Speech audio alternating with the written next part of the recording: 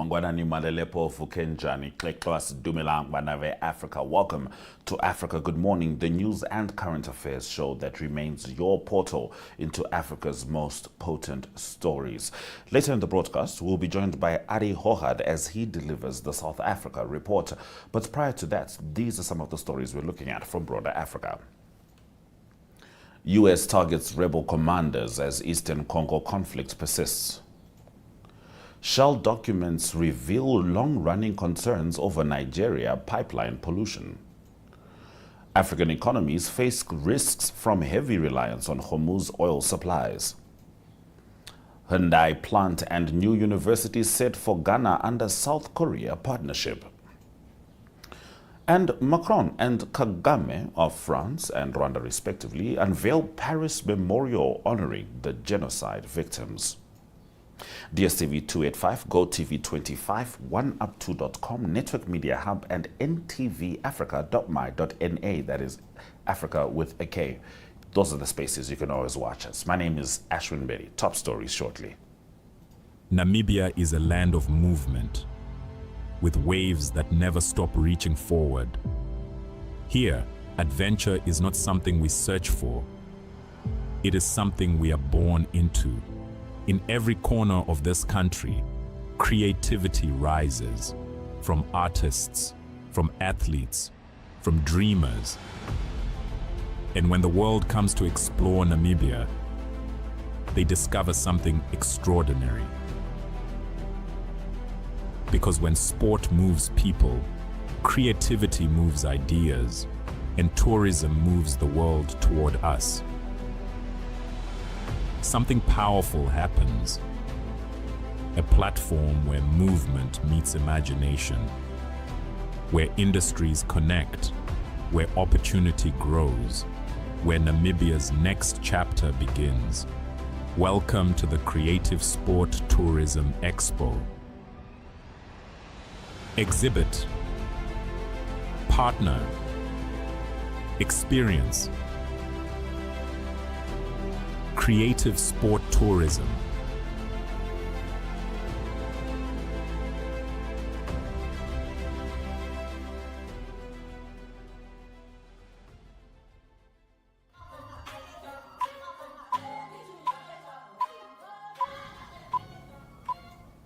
It's time for us to get into the top stories. The United States has issued sanctions against commanders from armed groups it says are fueling the conflict in Eastern Democratic Republic of Congo, where fighting continues despite mediation efforts led by Washington. Clashes have persisted between M23 rebels, whom the United Nations says are backed by Rwanda, and the Democratic Forces for the Liberation of Rwanda, a Hutu militia rooted in the 1994 genocide. Rwanda denies backing M23. The U.S. Treasury Department announced sanctions against M23 commander and Chief of Intelligence John Imani Nzenze, as well as Gustave Kubwayo, an FDLR commander who leads an intelligence and special operations unit. Treasury Secretary Scott Bessent said President Trump had made clear the urgent need to resolve the conflict and that the United States remained committed to peace and prosperity in the region. He said persistent violence by armed groups was worsening an already severe humanitarian crisis and also threatened U.S. interests. Bessent stated that the sanctions were intended to support a peaceful resolution and help bring an end to the bloodshed. Nzenze, a spokesperson for the Rwandan government and the Democratic Republic of Congo, did not immediately respond to requests for comment. Now, internal documents obtained by the BBC show that Shell continued operating a major oil pipeline in Nigeria for years, despite concerns about pollution risks linked to theft, infrastructure failures, and repeated leaks. The documents, including emails and presentations, indicate that senior executives were aware of risks associated with the Nembe Creek trunk line, a 60-mile pipeline capable of carrying up to 150,000 barrels of oil a day. Communities in the Niger Delta are seeking $1 billion through an ongoing lawsuit, including $250 million in compensation and $750 million for environmental cleanup linked to more than 100 leaks between 2011 and 2013. Residents of Bile said fishing grounds have been damaged and livelihoods lost. Internal correspondence from 2008 shows Technical Vice President Marcus Drob expressing discomfort about continued operations, while later documents classified sections of the pipeline as red because of extensive illegal oil theft connections. Shell argues that most pollution resulted from large-scale theft, sabotage, and illegal refining. The company says it invested heavily in reducing risks and responding to spills, while operating in a challenging security environment marked by organized criminal activity, militancy, and repeated attacks on infrastructure. Now, several African economies remain highly exposed to global oil market disruptions because of their dependence on imports that pass through the Strait of Hormuz, one of the world's most important energy choke points. According to data from the United Nations Conference on Trade and Development, a number of African countries source significant portions of their oil imports from the Hormuz region, making them vulnerable to sudden price increases and supply disruptions. The report notes that more than 65 of 75 vulnerable economies worldwide depend on imported oil and could face severe pressure if disruptions occur. Any interruption in the waterway can push up fuel costs, increase inflation, and place strain on public finances. UNCTAD estimates that a 50% rise in oil prices linked to supply disruptions could add more than $20 billion annually to import bills for vulnerable economies. Ghana is set to host a Hyundai automotive manufacturing plant and a new university as part of expanded cooperation with South Korea, aimed at supporting industrialization, skills development, and economic growth. The announcement was made by Ghana's Foreign Affairs Minister Samuel Okudzeto Abalakwa following the 2026 Korea-Africa Foreign Ministers meeting in Seoul, which he co-chaired with South Korean Foreign Minister Cho Hoon. According to Ablakwa, the two countries will establish a West Africa Hyundai automotive manufacturing plant in Ghana, open a new university, and launch solar irrigation systems. The planned manufacturing facility is expected to serve the West African market and could contribute to local vehicle production, job creation, and investment in Ghana's industrial sector. Beyond these projects, Ghana and South Korea have agreed to deepen cooperation in artificial intelligence, energy, critical minerals, and agricultural technology. Discussions focused on industrialization, value addition, employment creation, and improving Africa's returns from international economic engagement. Now, French President Emmanuel Macron and Rwandan President Paul Kagame have inaugurated a memorial in Paris dedicated to the victims of the 1994 genocide against the Tutsis in Rwanda. During the ceremony, Macron said the memorial places the genocide of the Tutsis at the heart of France's capital and history, and described it as the culmination of a long and painstaking search for truth. The memorial, known as La Cave, is located along the Seine River and central Paris and was designed by Portuguese artist Grada Quilomba. It consists of two black stelae and carries an engraved tribute to the hundreds of thousands of men, women, and children who were massacred between April and July 1994. The inauguration comes several years after Macron's 2021 visit to Rwanda, where he acknowledged France's responsibility in relation to the genocide and expressed hope for forgiveness while stopping short of issuing a formal apology. This footage is from the Rwandan Presidency X page.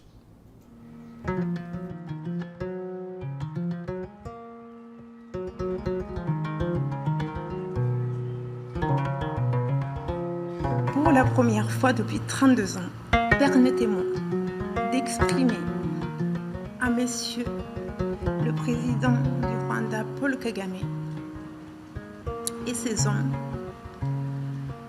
ma plus profonde reconnaissance. Nous vous devons notre vie. Merci. The events she described are very familiar to me in many ways. It seems in Rwanda there was bound to be a cycle of 30 years in which such tragedies would take place, because what she described 30 years or so, 34, Before that, we experienced another tragedy in which that time I was 4 years old, and my family and others became refugees in a neighboring country. I grew up in a refugee camp for over 20 years.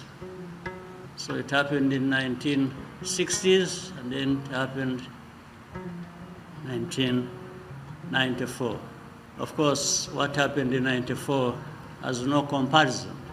Survivors are living memorials, not only by virtue of the visible scars of the body, but also the indelible wounds of the spirit, which they transmit to us through their testimony. The memorial before us is powerful because it sets the truth in stone and protects it from the heartlessness of time by instructing the living. It's not a validation because none is needed, but it will stand as a mark of respect for the dignity of Rwandans and our history.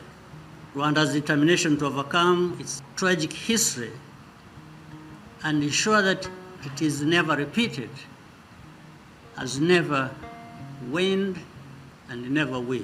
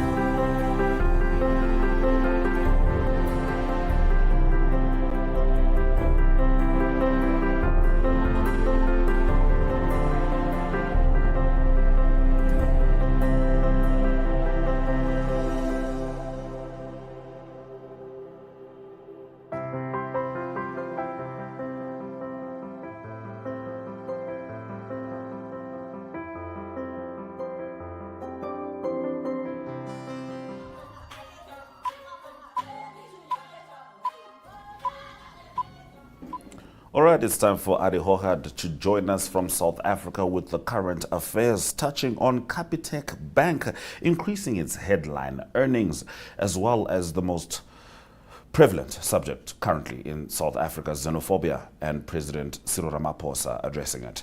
Take it away, Arrie. In current news in South Africa, we go to xenophobia first, and there's been a lot of challenges related to xenophobia in South Africa, and there's allegations of that and lots of frustration in South Africa. So it's specifically the Mozambican government that challenged South Africa, said that many of the nationals have been exposed to xenophobia in South Africa. What's been happening in Mossel Bay, that's in the Eastern Cape, the last 48 hours, that there's been 48 nationals from Mozambique that's been relocated or evacuated from that area. So there's been unfortunately 3 deaths, so that 2 deaths were from people from Mozambique. One South African also reported that died in Mossel Bay. So that is unfortunate. There's also been torching of 55 shacks in that area. President Ramaphosa, the president of South Africa, he said he condemns the violence, and Ramaphosa also said he's going to crack down on illegal immigrants, he said at the same time. And also the government have been criticized with not doing enough, and there's been lots of protests also in South Africa, across South Africa, related to that. So the government say, through President Ramaphosa, that they will strengthen the border control. And it's estimated that up to 10 million people might be in South Africa without the necessary documentation. According to the 2022 census in South Africa, there was officially 2.4 million foreign nationals in South Africa, but they have the right paperwork, and they listed as immigration, that they immigrated to South Africa. So the reality at the moment is that there's been 46,900 people deported from South Africa illegally in South Africa, undocumented people. And that was in the year 2024, 2025. In the last 2 years combined, there were about 109,000 people deported from South Africa. So also the government say that they will also look at the work inspections, doing inspections at work. Also the government indicated that they will be strengthening the border control in South Africa. So that's been a challenge also quite a while in South Africa, especially from the Mozambican and Zimbabwean side. So that's all happening to address all the challenges related to xenophobia in South Africa. A lot to do in South Africa from within, and also to control also a flow of people undocumented also in South Africa. But the core of the feedback from the government and from President Ramaphosa is that they condemn the violence against all nationals that is in South Africa at the moment, and they condemn xenophobia. Staying with current news, it's related to Capitec Bank, and they've increased their headline earnings by 23%. So Capitec Bank are doing really great at the moment, and that is for some financials ending in February.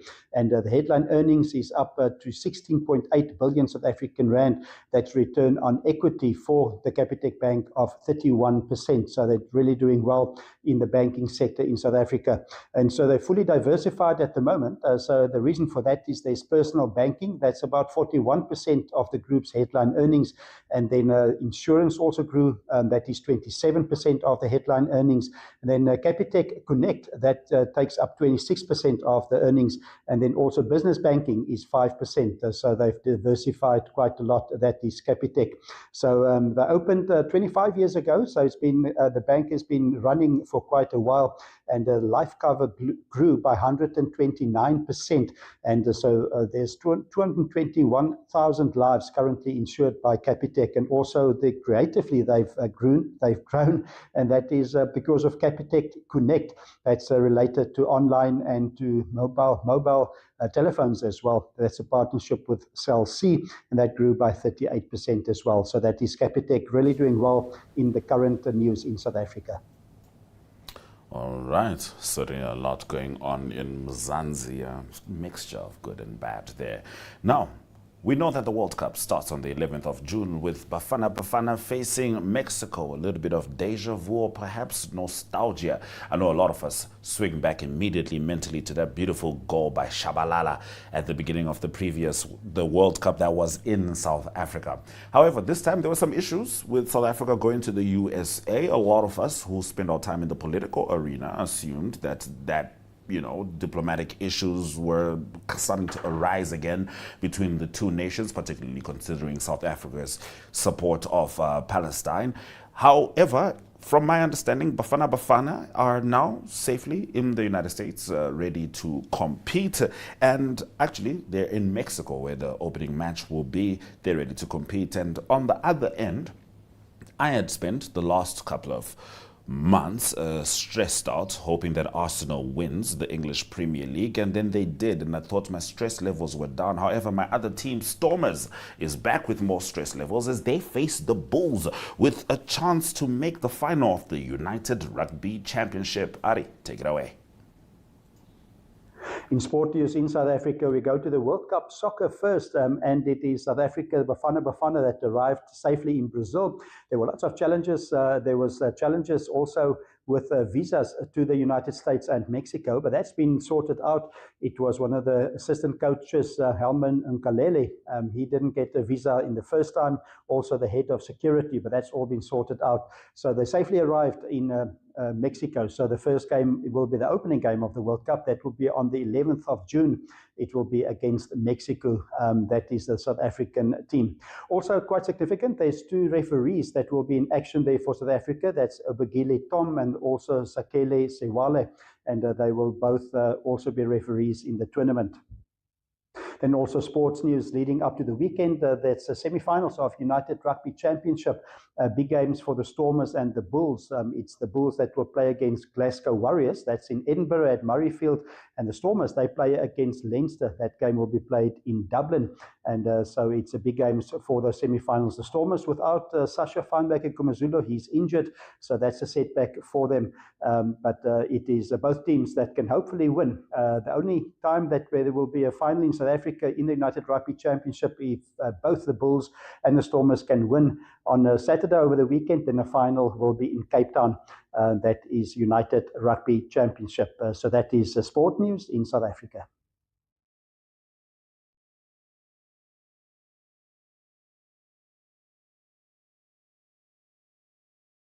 In entertainment news in South Africa, we go to the beautiful wilderness area that is in the Eastern Cape. That's not far from George. It's about 15 kilometers from George, a beautiful coastline on the garden route of South Africa. So it offers quite a lot. It firstly offers the Wilderness National Park, and there you can get to see, well, you can go and have bird watching as well for a start. The colored Naisla Luri is one to see, and also kingfisher birds as well. So that is quite popular as well. And also for accommodation, there's the Ebb and Flow Rest Camp that's very popular, and also the Under Boardwalk Guest House, and that is also beautiful, beautiful views of the coastline as well. That is all close to wilderness. Then there's a Kingfisher Trail that's great for hiking and cycling and mountain biking, and that is all also to do close to the wilderness area. And also there's lots of canoeing and paddling, lots of water, rivers there also as well. And you can take rent a canoe and go up the Tow River. And you can also do paragliding. So there's quite a variety of things that you can do in the wilderness area. Of course, beautiful beaches, and you can do beach hopping as well. You can either stay at the Wilderness Beach, which is very popular, or you can go across to Victoria Bay as well. That is very close to that area in the wilderness. And then most of the tourists also like to play golf. Brilliant golf courses quite close by. One of them is the Obai Golf Club. That is Ernie Els Design Golf Club, very popular as well. A great golf course to visit. And they've got great views of the mountains, great views of the Atlantic Ocean as well. So that is golf that can be played close to wilderness. And then besides the beautiful Obai Golf Course, there's also Fancourt that's not far from there in George, and also Pazula that's not too far as well from wilderness. So for all the tourists coming in, visiting that area, it's wilderness, definitely a place to go and visit on the garden route. That is entertainment news in South Africa.